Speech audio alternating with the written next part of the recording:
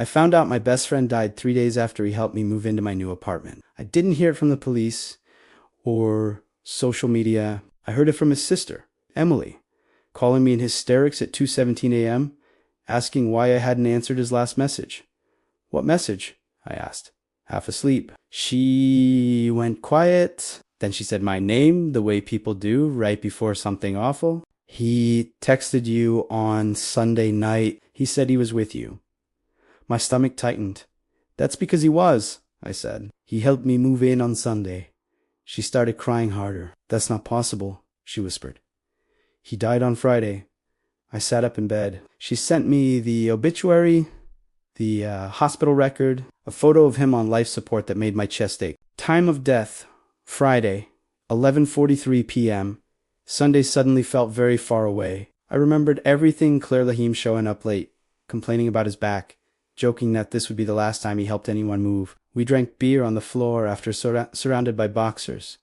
He hugged me when he left. I even remembered the smell of his jacket. I hung up and walked through my apartment. The boxers were still stacked exactly how we left them. One had his handwriting on it, a joke label he'd added last minute. I checked my phone. Our chat was still there. Messages sent Saturday, Sunday, even one on Monday morning. "If anything weird happens, don't freak out. Just promise me you won't open the storage unit." I didn't remember him owning a storage unit, but when I grabbed my keys, my hand froze. There was a small silver key I didn't recognize on it. Scratched faintly were 3 numbers. The drive to the storage facility felt unreal, like I was watching myself from behind my eyes. The unit number matched the key.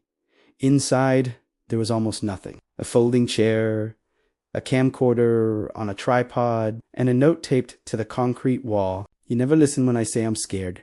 My hands shook as I pressed play. The video showed my friend sitting in that same chair, thinner than I remembered, his face pale and drawn. "I don't have much time," he said, "and I need you to remember this, even if it hurts."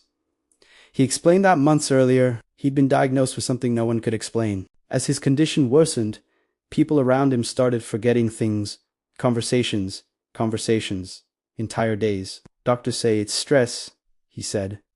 "But it's not. It's like my memories leak." He looked straight into the camera. "When I get close to dying, the people I love forget me first."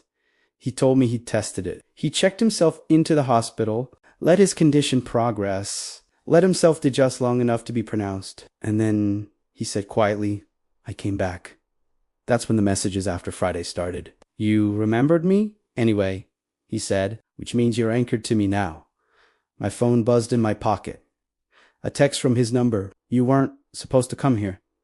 The video continued. "If you're watching this in the storage unit, it means I tried to warn you too late. When I came back the second time, something else did too."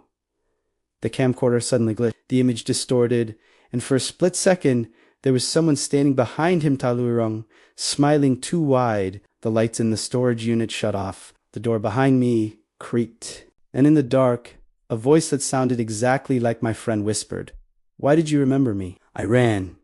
I didn't stop running until I reached my car, heart pounding so hard I thought I'd pass out. I drove home with every light on, every mirror checked. That night, I dreamed of boxers stacked higher and higher, each one labeled with names I recognized and some I didn't. When I woke up, my phone was open on my nightstand. A new draft message, typed but unsent, from my account. "If you're reading this, it means I didn't die alone."